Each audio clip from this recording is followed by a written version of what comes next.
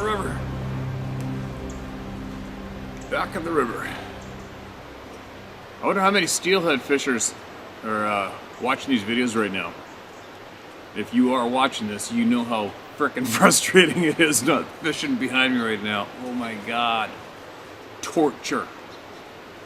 I probably think I got about 5 days worth of work left before I could start fishing. Because once I start fishing, I'm not going to stop. It's just the way it goes. And but I have been getting up at 5:30. Well, I'm getting up early every morning and going way up the valley to find that big herd of elk, bull elk. There's a couple of absolute monsters in that bachelor group. They're all great elk, big, healthy elk, and but I'm really trying to just nail it and get them on real good, close video or photographs. Photograph them. Sorry. And it was dumping wet snow the other day, kind of screwed up. They didn't like that. They didn't show up.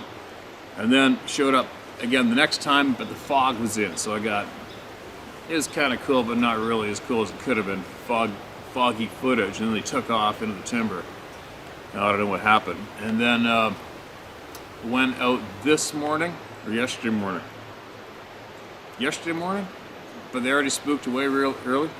So we got up and went out this morning, found how to get into that logged off block in the back, and I snuck down to the edge of the farm field.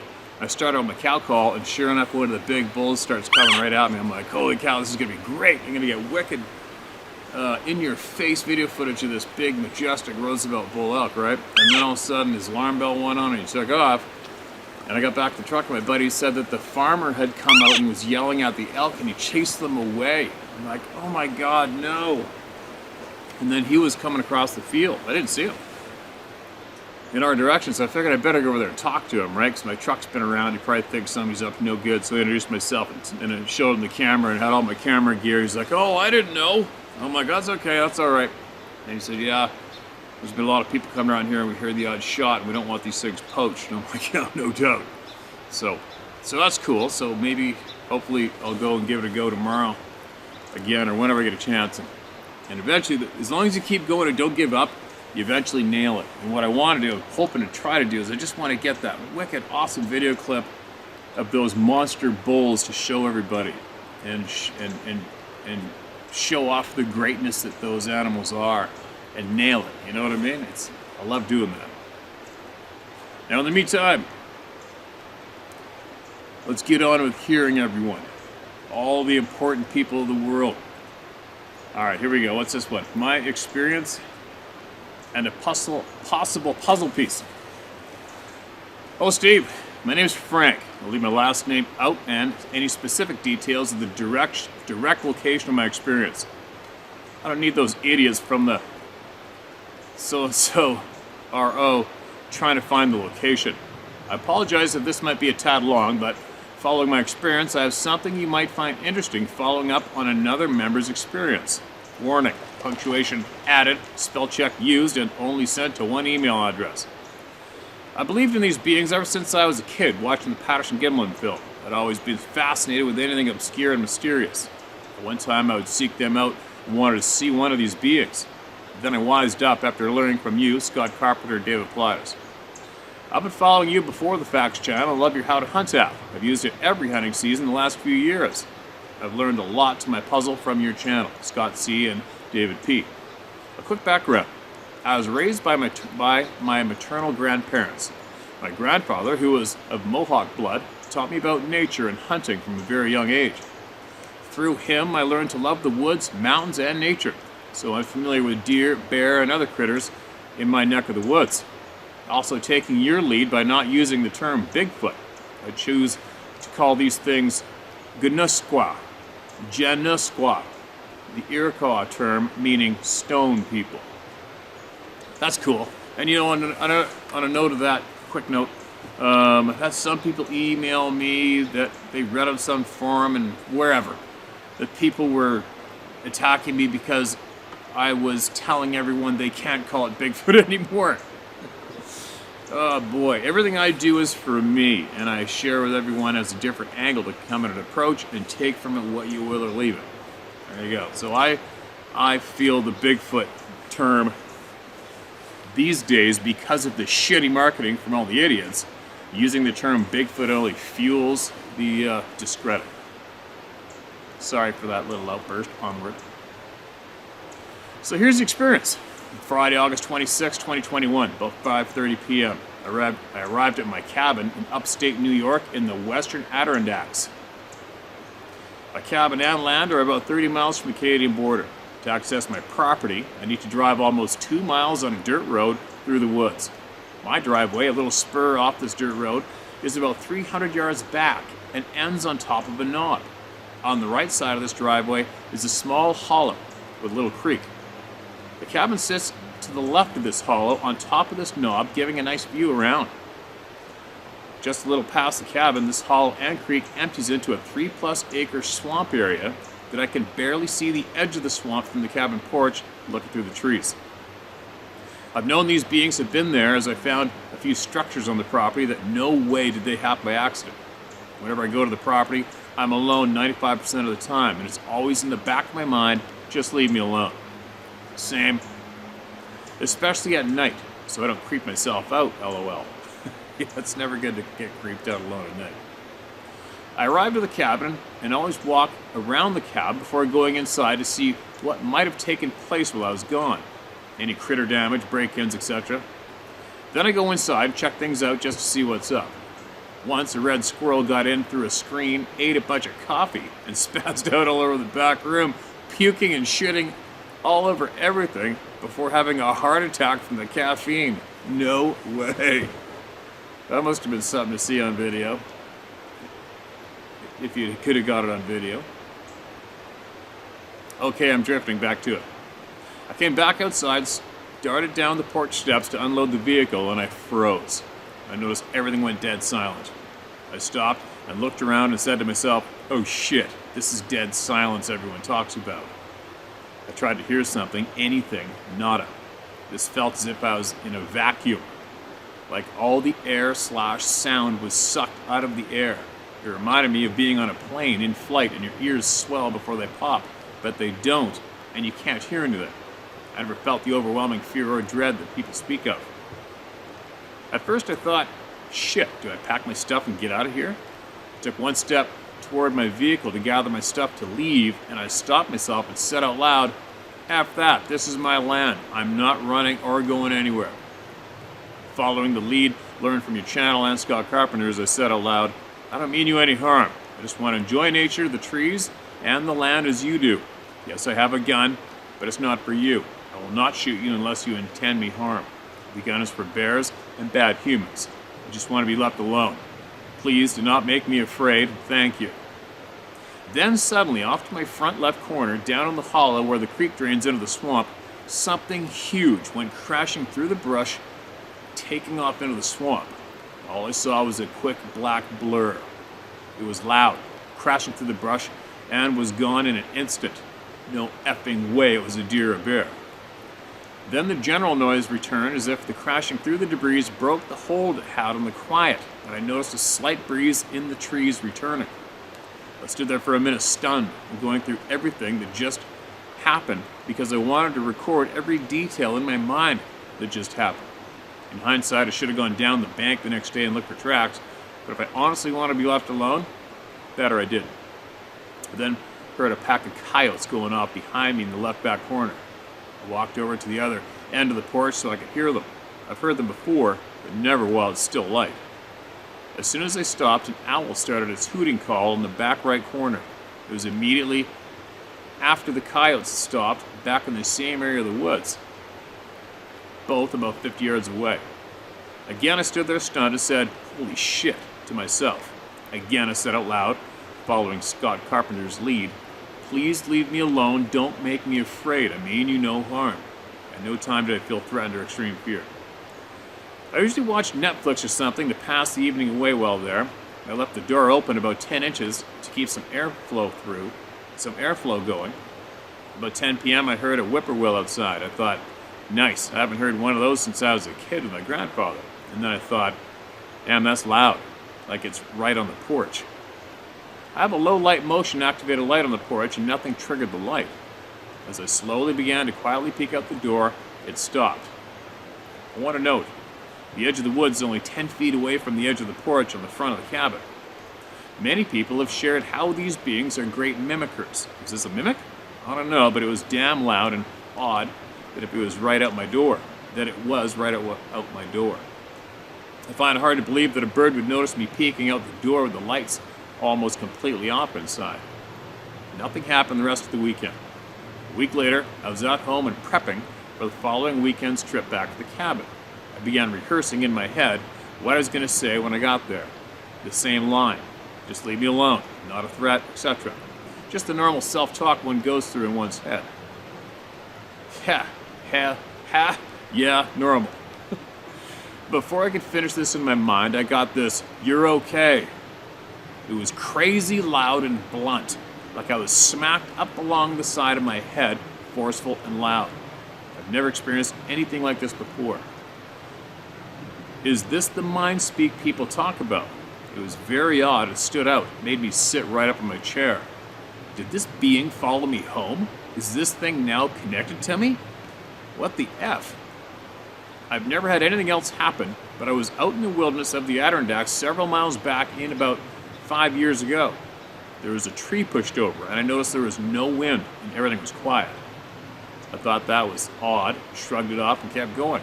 Today I'm not sure it was natural. Deer and bear season is open next week, and I'm going into a new wilderness area, and nothing's going to stop me going out, period.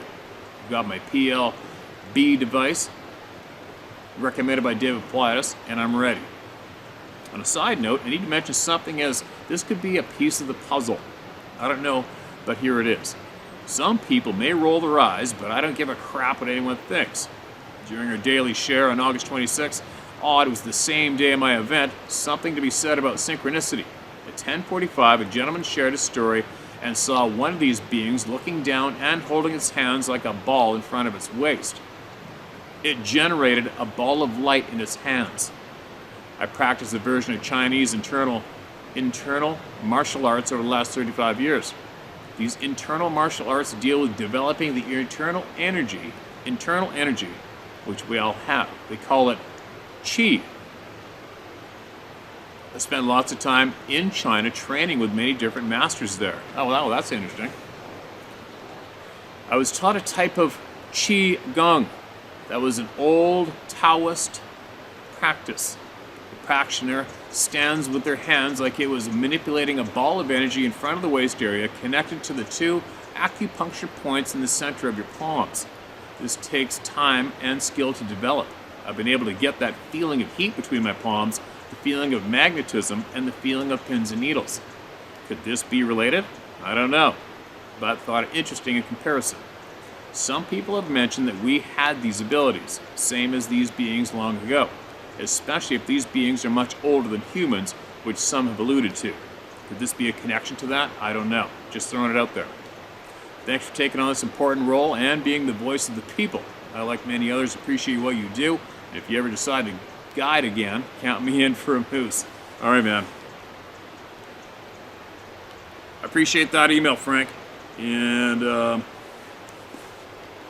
I think everything's related myself. When you talk about the Qi and you talk about the internal martial arts, just for me, I don't dictate to you guys anything. I just share what I think. I might be wrong, I might be right, I don't know. But I strongly feel that we have abilities, natural abilities we were born with that have been systematically erased and taken away from us. I am absolutely convinced of that fact for myself. I can't dictate it to all of you and show you, and prove it. But from everything that I've been feeling and seeing and learning, everything I've learned and seen through my entire life, to get to where I am in life today, I am 110% convinced that our natural abilities have been taken from us. Taken from us by who? By the absolute psycho lunatics who need to control everyone, manipulate everyone, and have everyone work their asses off for them. I'll bite my lip there. Anyways, Frank, thanks for sending that email in, man. And be safe out there, all right? I think you're doing the right thing. Basically, I do the same thing you're doing. It's working for me so far, although sometimes I feel the more I do this in more remote places as I am, obviously something's going to happen significant eventually, right? And if it does, it does. I'm down with it. Whatever, it is what it is. But it'll happen on somebody else's terms, not mine, because I'm not asking for shit. I'm not looking for shit. But I'm definitely going where these beings are basically almost every single time I do this. We'll see what happens. Now, face your fears, right, you guys? Face your fears. I won't stop going in the woods. Although I have admitted I will stop going to certain places because it just wasn't too good there. Now listen to this. Worst fear ever, hunting alone. Ooh.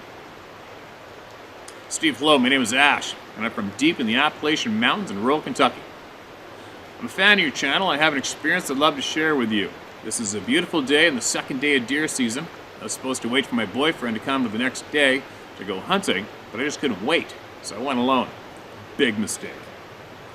I've been in my tree stand about an hour, and I heard the weirdest scream I've ever heard in my life. It wasn't a mountain lion or a bobcat. To describe this sound, just imagine a gorilla screaming. I was frozen with fear and couldn't move. I couldn't even look the direction it came from.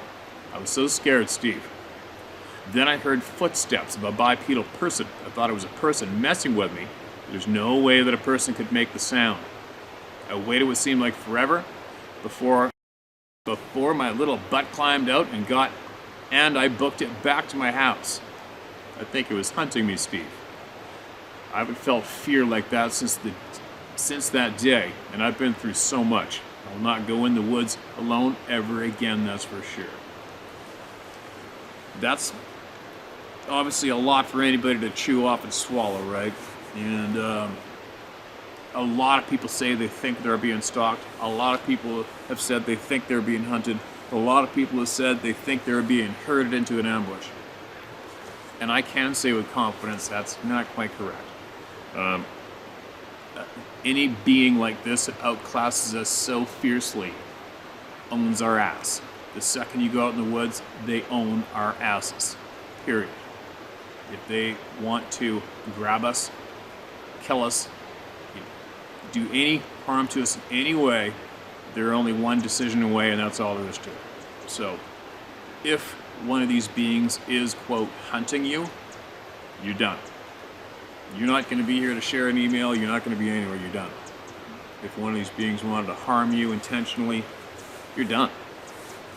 Another example that I can give you guys, years ago guiding, I've had a lot of experience with grizzly bears. I've had a lot of weird 1 in a million encounters with grizzly bears. I've shared a lot of hunt stories on the other channel and earlier on this channel. But I get a lot of people come up and get up. I mean, they're intimidated, right? You imagine somebody who lives in wherever, name any big city, and we probably got somebody from that city. And you imagine going from the security of home in the city suburbs, traveling the length of North America, climbing into a bush plane, getting dropped off in the middle of nowhere, thrown on horses, and there you can stand on any mountain and do a 360, and there is no sign of human beings anywhere. All right, picture being that person. And then picture being that person, all they think about is grizzly bears, and they think grizzly bears are out killing everybody, and there's a grizzly bear behind every tree, and they're out together. Well, what I tell people is just to relax, calm down, because the grizzly bears are so intelligent, it's not even funny. And once you realize the speed of a grizzly bear, the intelligence of a grizzly bear, you also realize that if a grizzly bear wanted my ass, or your ass, as I'm talking to my hunter, they're going to take it. There's nothing we could do about it. We don't have the nose. We don't have the nose for it. But it's just another example of, not just these beings, but as well, there's the natural predators that we're very familiar with. If they want to kill us, they're going to kill us. They're going to wait till we step outside of the tent or the cabin in the dark to pee, do whatever, go down the trail. They're going to come up from us from downwind, dead silent, and take you. It's just the way it is. So why stress about it? I shouldn't say that, why stress about it. When it comes to this topic, it's pretty tough not to stress about it, especially after you just had that experience. But maybe if you want to be able to go out there alone, which I don't know. I can't tell you what to or what not to do with your life, but if you do wish to hunt in comfort, confidence alone again. Just do exactly what the previous emailer does and what I do and Scott does, many other people do. State your business, say it out loud. I don't care about you. I don't want nothing to do with you. Leave me alone. Let's not ruin it for each other. And then go about your business, right? I'll assure you, you're not being hunted by them. Anyway, thanks for sending that in. I'm glad you're here today to share your experience with us. Be safe out there. There's another one. There's a short one from Arkansas. Titled Arkansas. My dad was fishing one morning. There's a river that flows through a wilderness area. He looked up across the river and saw a gray Bigfoot. There's a lot of people where I'm from that absolutely know they are real. My brother has heard one screaming on the same river. You ever want to come to Arkansas, let me know, David. Short and to the point. Hey, David. Thanks, man. Appreciate it. I think I've been to Arkansas. I've driven through Arkansas for sure. Going to different states to go turkey hunting in the spring. I've never hunted there yet. Seen too much of it. If you hear of anybody else in your neighborhood that has something they want to share, man, send it over, all right? If it's going to help people, okay? Sasquatch in Louisiana. Hello, Steve. I'll go by N. I grew up in South Dakota. I lived all over the United States. I currently live in Oregon. My first and only sighting was in 2010 in Louisiana on Highway 90 between Lake Charles and Vinton on the edge of Coon Valley. There's a bit of swamp on one side of the road and trees on the other. My ex and I were driving from LC to Vinton in the evening when a fairly big, hairy, bipedal creature crossed the highway in front of us less than 75 yards away. Its hips were at the hood of the old Chevy Blazer. It was kind of hunched over and had long arms. It was dark brown in color but looked wet, like it had been swimming in the swamp. First it cleared a normal height, tightly wired barbed wire fence like it was nothing. This fence sat directly in the middle of a ditch. It had to have walked right over it. And in one step, it was already on the highway, and took probably 2 more steps, and was all the way across the 2-lane highway. It went back over another barbed wire fence again, disappeared into the trees. We both looked at each other and was like, what the hell was that? I said that was definitely not a bear, but we never talked about it again. As usual. How many times we hear that one? Here in Oregon, up near the Mount Hood, I've had that uneasy feeling in the woods before where I felt like I was being watched. That feeling of you are not supposed to be here. And once in the Black Hills of South Dakota, while hunting, I could smell one. That smell was unlike anything I've ever smelled. Not even a big rutting bull elk has stunk that awful before. I definitely know they're out there. I love watching videos, always have. The bear encounters were my favorite until I discovered the Sasquatch series. Thank you for all you do in getting people to come forward about these things. Over and out, and hey man, thanks for that email. You're right, they're around, especially in Louisiana and numerous other places. Quick mention, 2 mentions I keep forgetting to mention. Everybody keeps asking about my toes. I've got emails from people asking about my toes. So this is what happened up north. I definitely frostbit my toes, and if you've ever had your fingers or your toes go absolutely numb and you go inside and they start to thaw and it hurts, well, that pain was in my feet when I got back into the room, and then when I climbed in bed at night, just the sheets laying on my toes made it feel like there was a lighter on the end of them. The pain was frickin' brutal. I couldn't sleep. And then I slowly, my left big toe end was just definitely a little more the worst case than the right one. So right now, my right toe, I kind of lost the feeling in the end of it, but the color is still the same. My left toe's a different story. It's kind of getting dark on the end, on the side. The nail's starting to peel back, but there's no infection.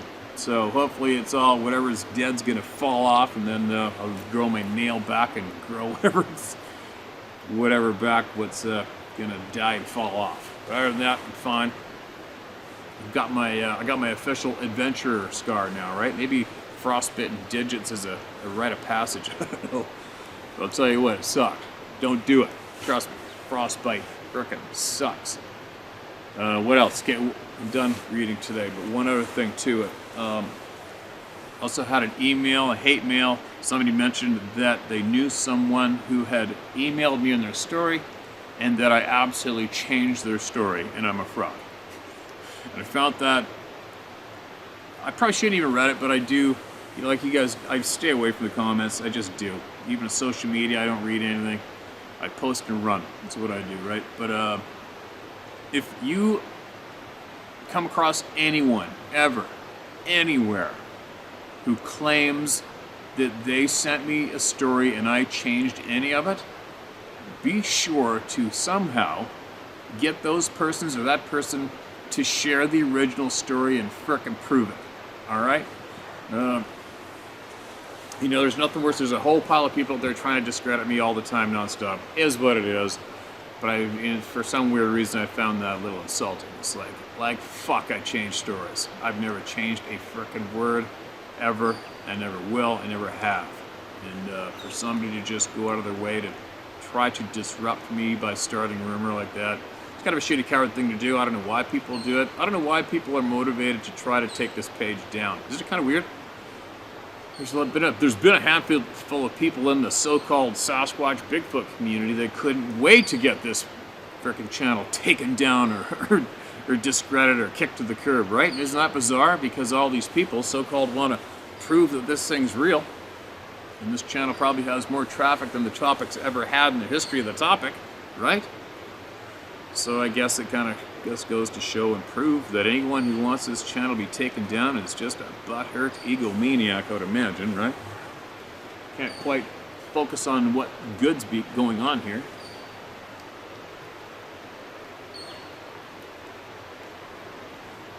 Pretty tame here today. It's the middle of the day. But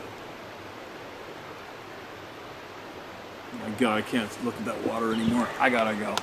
But I'll be back sharing more shortly, alright? Be safe out there, you guys.